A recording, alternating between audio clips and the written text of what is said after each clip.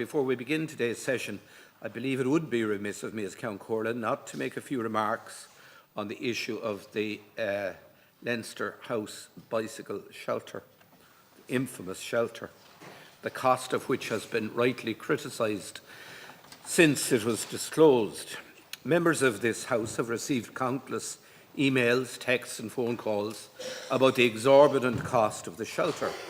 Nobody can understand how a simple structure to park bikes ended up costing $336,000 of taxpayers' money.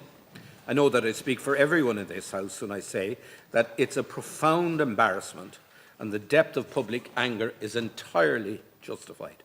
As many of you will be aware, the Office of Public Works is the landlord of Leinster House and other historic buildings.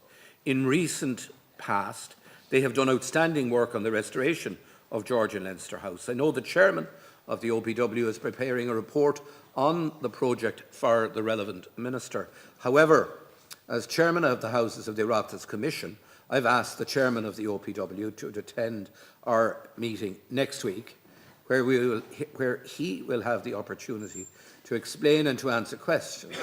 Specifically, it is important to find out why the value for money of the project wasn't queried when the cost became clear to the OPW.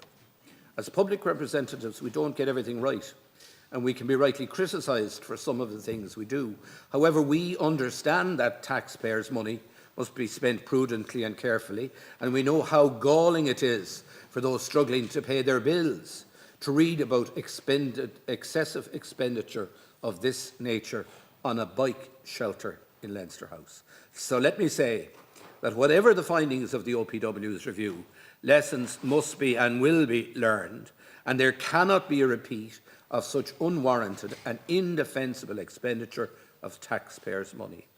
As TDs elected to represent the people, we need to ensure that on their behalf.